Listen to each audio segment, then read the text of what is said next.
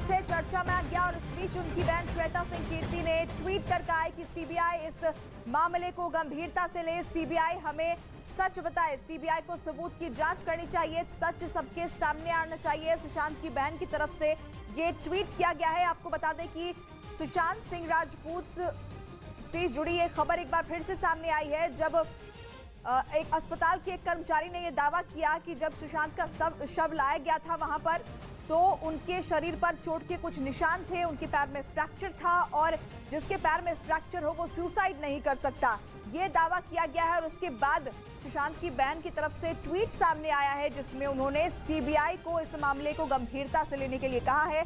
उन्होंने लिखा है कि सच जो भी है वो सबके सामने आना चाहिए, सीबीआई को सबूत की जांच करनी चाहिए। सुशांत सिंह राजपूत मामले से जुड़ी ये बड़ी खबर आपको बता दें, करीब 2.5 साल के बाद ये केस एक बार फिर से चर्चा में आया है और उनकी बहन की तरफ से फिलहाल ये ट्वीट किया गया है जिसमें सीबीआई को इस मामले की गंभीरता से लेने की बात कही गई है और साथ ही सबूत की जांच की बात उनकी बहन ने की है।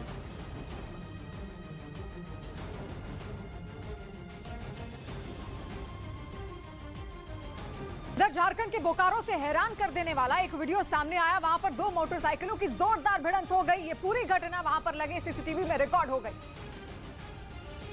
जिसमें एक मोटरसाइकिल सड़क के दूसरी ओर जाने के लिए अपनी दाईं तरफ मुड़ती हुई नजर आई। जैसे ही वो सड़क के बीचों बीच पहुंची, वहां से गुजर रही तेज रफ्तार दूसरी मोटरसाइकिल ने उसे जोरदार टक्कर मार दी। मोटरसाइकिल की रफ्तार इतनी तेज थी कि टक्कर लगने के बाद मोटरसाइकिल पर सवार लोग काफी दूर जा गिरे, जबकि दोनों मोटरसाइकिलों के परखच्चे उड़ गए।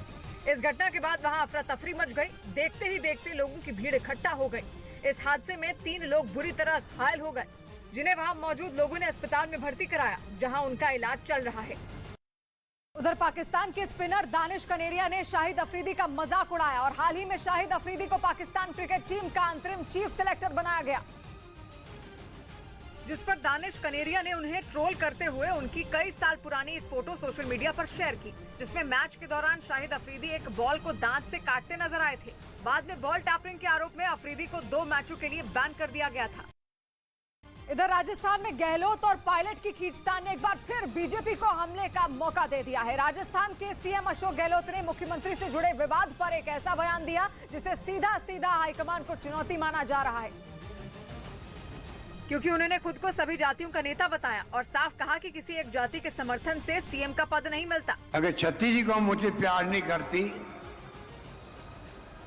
मुझे आशीर्वाद नहीं देती, तो मुझे कैसे मुख्यमंत्री बनाया जा सकती?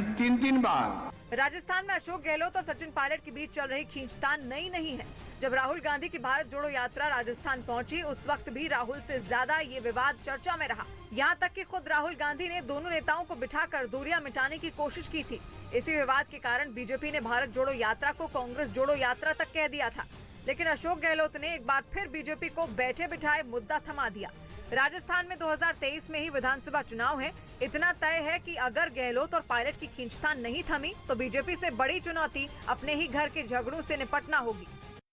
इस बीच यूक्रेन के राष्ट्रपति ज़ेलेंस्की ने फोन पर बातचीत कर प्रधानमंत्री नरेंद्र मोदी को G20 की अध्यक्षता की बधाई दी। पीएम मोदी के साथ बातचीत की जानकारी खुद उन्होंने ट्वीट करके दी, जिसमें उन्होंने G20 की अध्यक्षता के लिए प्रधानमंत्री को बधाई दी। इसके अलावा उन्होंने यूएन में यूक्रेन का समर्थन करने के लिए भारत का आभार जताया।